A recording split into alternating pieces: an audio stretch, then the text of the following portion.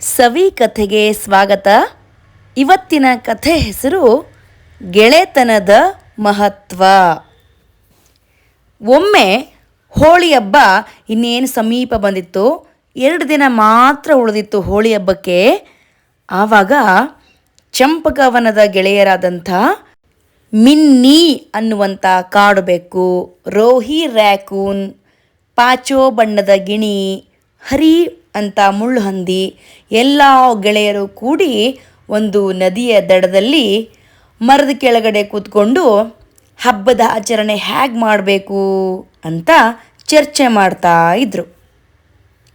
ಆಗ ಆ ನದಿ ತೀರಕ್ಕೆ ಬಂದಂಥ ಮಕರ ಅನ್ನುವಂಥ ಮೊಸಳೆ, ಏನ್ರಪ್ಪ ಎಲ್ಲರೂ ಸೇರಿ ಈ ಸಲ ಏನೋ ಕಿತಾಪತಿ ಮಾಡಬೇಕು ಅಂತ ಪ್ಲ್ಯಾನ್ ಮಾಡಿದ್ದೀರೇ ಅಂತ ಕೇಳ್ತು.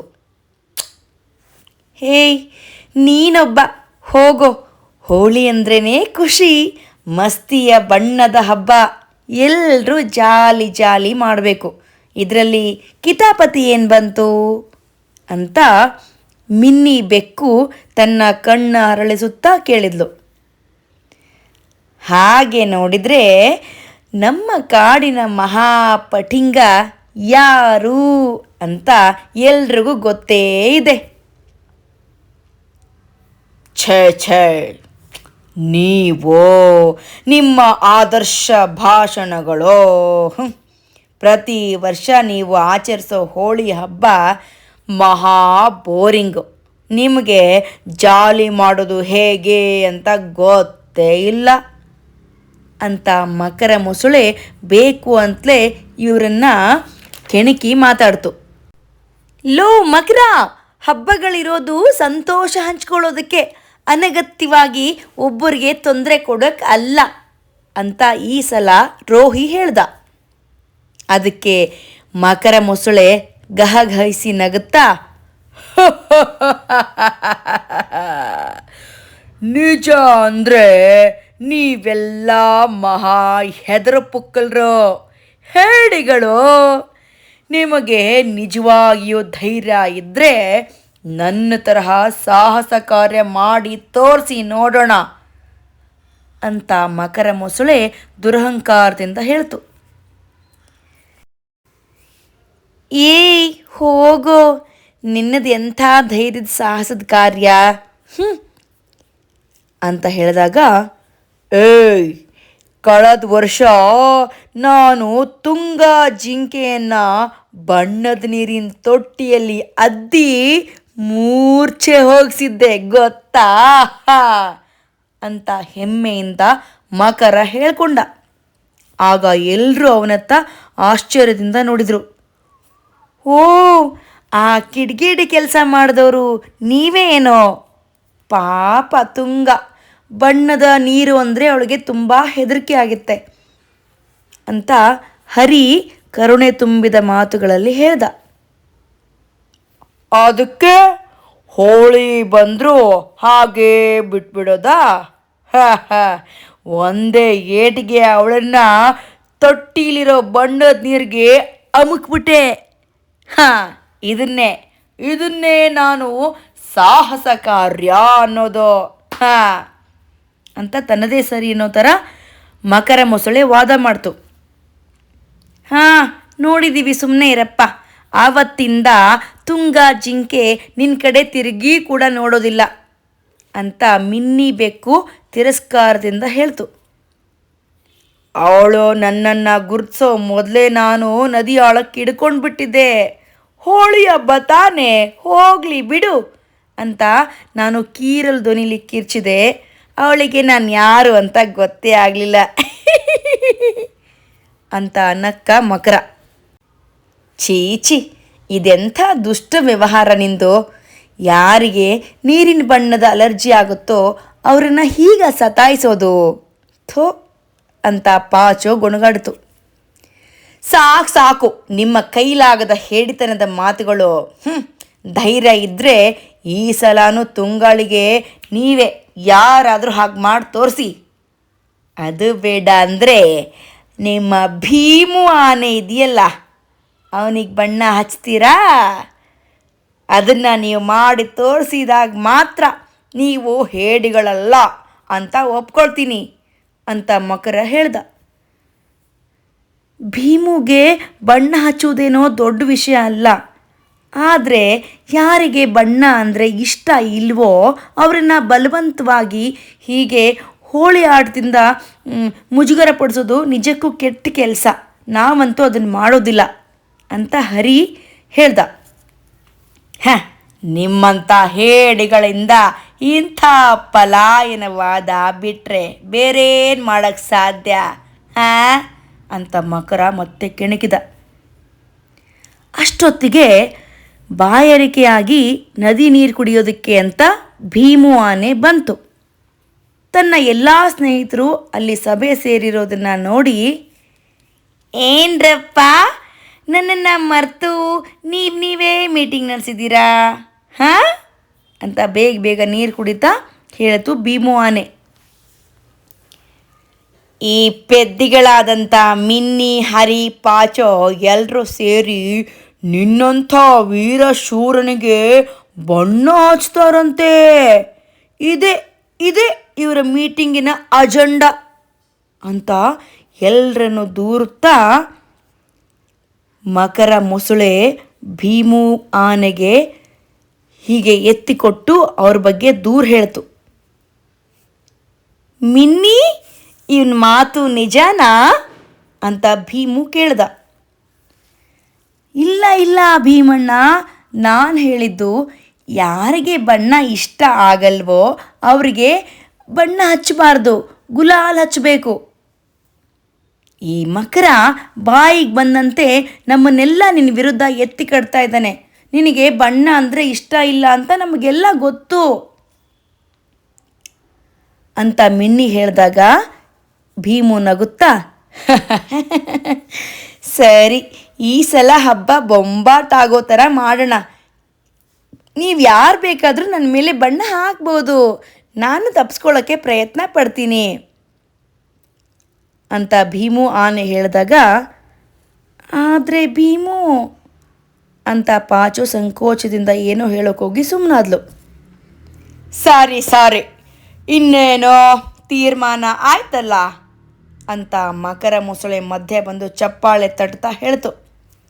ಮಿನ್ನಿ, ನಿಮ್ಮಲ್ಲಿ ಯಾರೇ ಭೀಮು ಮೇಲೆ ಬಣ್ಣ ಎರಚಿದ್ರೋ ಅವರೇ ಗೆದ್ದ ಹಾಗೆ. ಆಗ ನಾನು ಅವ್ರಿಗೆ ನನ್ನ ಹೊಸ ಸನ್ ಗ್ಲಾಸನ್ನು ಗಿಫ್ಟ್ ಆಗಿ ಕೊಡ್ತೀನಿ.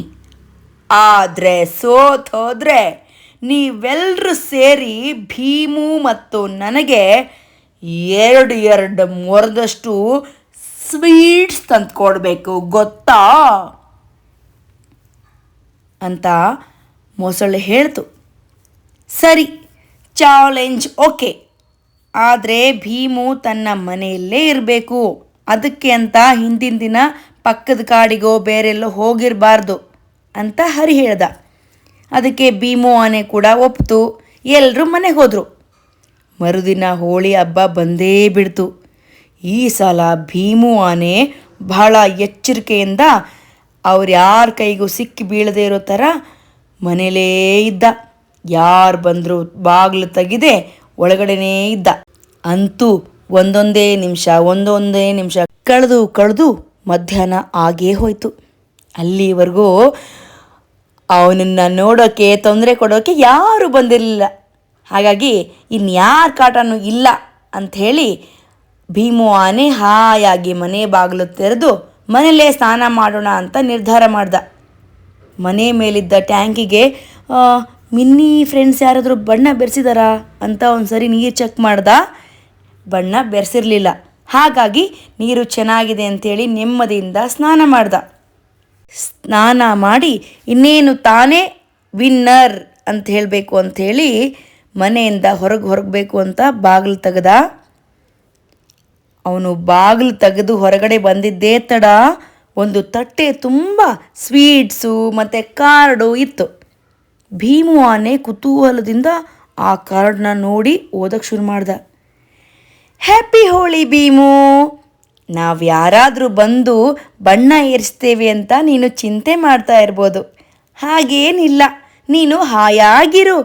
ಆ ಮಕರ ಮೊಸಳೆ ಬೇಕು ಅಂತಲೇ ನಿನ್ನ ಮತ್ತು ನಮ್ಮ ತಂಡದ ನಡುವೆ ಜಗಳ ತಂದಿಡೋಕೆ ಅಂತ ಈ ರೀತಿ ತಂತ್ರ ಮಾಡಿ ನಿನ್ನ ನೆಮ್ಮದಿಯೆಲ್ಲ ಕೆಡಿಸಿದೆ. ಆದರೆ ನಮ್ಮಲ್ಲಿ ಯಾರಿಗೂ ನಿನಗಿಷ್ಟ ಇಲ್ಲದೆ ಇರೋ ಬಣ್ಣ ಹಚ್ಚೋಕೆ ಇಷ್ಟ ಆಗಲ್ಲ. ಅದಕ್ಕೆ ಯಾವ ಉದ್ದೇಶನೂ ನಮ್ಮ ಹತ್ರ ಇಲ್ಲ. ನಮ್ಮೆಲ್ರಿಗೂ ನಿನ್ನ ಗೆಳೆತನನೇ ಮುಖ್ಯ ಹೊರತು ಚಾಲೆಂಜ್ ಅಲ್ಲ. ಹಾಗಾಗಿ ನೀನೇ ಗೆದ್ದಿದೀಯಾ, ಅದಕ್ಕೆ ನಾವೆಲ್ಲ ನಿಮಗೆ ಸ್ವೀಟ್ಸ್ ಕಳಿಸಿದ್ದೀವಿ. ನಾವೇ ಸೋತಿದ್ದೀವಿ. ನಿನಗಾಗಿ ಅಲ್ಲಿ ಒಳ್ಳೊಳ್ಳೆ ಸಿಹಿ ಮಿಠಾಯಿ ತಂದಿಟ್ಟಿದ್ದೀವಿ. ತಿನ್ನು, ಎಂಜಾಯ್ ಮಾಡು. ಇಂತಿ ನಿನ್ನ ಪ್ರೀತಿಯ ಮಿನ್ನಿ ಮತ್ತು ಫ್ರೆಂಡ್ಸ್.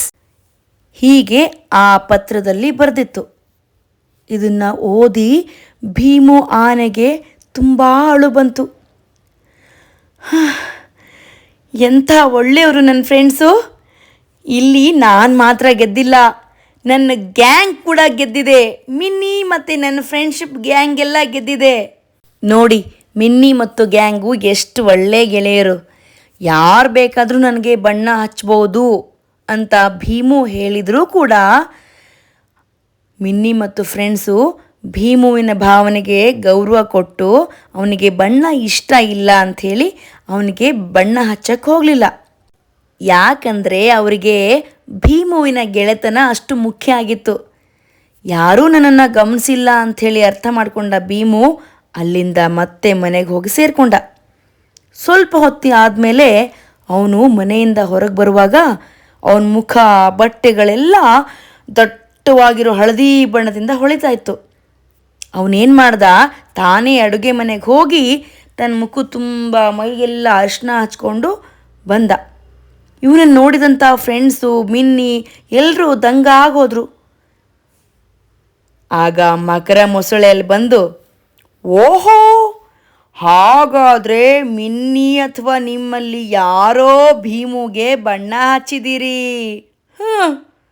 ಅಂತ ಬೇಸರದಿಂದ ತಲೆ ತಗ್ಸಿತು ಮಕರ ಮೊಸಳೆ. ಭೀಮು ಬೇಕಂತಲೇ ಆ ತಪ್ಪನ್ನು ತಿದ್ದಲಿಲ್ಲ. ಎಸ್ ಅವರೇ ಹಚ್ಚಿದ್ದು ಅಂಥೇಳಿ ಅವನು ಹಾಗೇ ಒಪ್ಕೊಂಡ. ಭೀಮು ತನ್ನ ಗೆಳೆಯರು ಸೋಲ್ಬಾರ್ದು ಅಂತೇಳಿ ಅವ್ರು ಬಣ್ಣ ಹಚ್ಚದೇ ಇದ್ದರೂ ಕೂಡ ತಾನೇ ಮೈಗೆಲ್ಲ ಅರಿಶಿನ ಬಚ್ಕೊಂಡು ಬಂದು ಮಕರ ಮೊಸಳೆ ಮುಂದೆ ಗೆಳೆಯರನ್ನೆಲ್ಲ ವಿನ್ ಮಾಡಿದ್ದ. ಹಾಗಾಗಿ ಮಿನ್ನಿ ಮತ್ತು ಫ್ರೆಂಡ್ಸ್ ಎಲ್ಲ ಚಾಲೆಂಜಲ್ಲಿ ಗೆದ್ದಿದ್ರು. ಎಲ್ಲಿ ನಿನ್ನ ಹೊಸ ಸನ್ಗ್ಲಾಸಸ್ ಮಿನ್ನಿಗೆ ತಂದು ಕೊಡು ಅಂತ ಭೀಮು ಆರ್ಡ್ರ್ ಮಾಡ್ತು. ಆಯ್ತಪ್ಪ, ತಂದು ಕೊಡ್ತೀನಿ ಅಂಥೇಳಿ ತನ್ನ ಹೊಸ ಸನ್ಗ್ಲಾಸನ್ನು ಅವ್ರಿಗೆ ಕೊಟ್ಟ. ಆಮೇಲೆ ಎಲ್ಲ ಪ್ರಾಣಿಗಳು ಒಂದಾಗಿ ಗೆಳೆತನಕ್ಕೆ ಜೈವಾಗಲಿ, ಗೆಳೆತನಕ್ಕೆ ಜೈವಾಗಲಿ, ನಿನ್ನಂಥ ಫಟಿಂಗನಿಗೆ ತಕ್ಕ ಶಾಸ್ತಿ ಆಯಿತು ಮಕರ. ನಮ್ಮ ಗೆಳೆತನಕ್ಕೆ ಜಗಳ ತರಕ್ಕೆ ಹೋಗಿದೆಯಲ್ಲ ನೀನು, ಆ ರೀತಿ ಯಾವತ್ತೂ ಪ್ರಯತ್ನ ಮಾಡಬೇಡ, ನಾವೆಲ್ಲ ಒಂದೇ ಅಂತ ಗೆಳೆಯರೆಲ್ಲ ಕೂಗಿ ಹೇಳಿದರು. ಈಗ ಮಕರ ಮೊಸಳೆ ವಿಧಿ ಇಲ್ಲದೆ ತನ್ನ ಪಾಡಿಗೆ ತಾನು ಕಾಡೊಳಗಡೆ ಹೋಯಿತು. ಆಗ ಫ್ರೆಂಡ್ಸ್ ಎಲ್ಲ ತಮ್ಮ ಗೆಳೆತನನ ಜೋರಾಗಿ ಸಂಭ್ರಮ ಮಾಡಿ ಭೀಮುಗೆ ಕೊಟ್ಟಂಥ ಸ್ವೀಟ್ಸನ್ನು ಭೀಮು ಎಲ್ರಿಗೂ ಹಂಚಿ ಎಲ್ಲರೂ ಒಟ್ಟಾಗಿ ಸ್ವೀಟ್ಸ್ ತಿಂದು ತಮ್ಮ ಒಗ್ಗಟ್ಟಿನ ಗೆಳೆತನವನ್ನು ಸಂಭ್ರಮದಿಂದ ಕಳೆದ್ರು. ಕೇಳಿಸ್ಕೊಂಡ್ರಾ?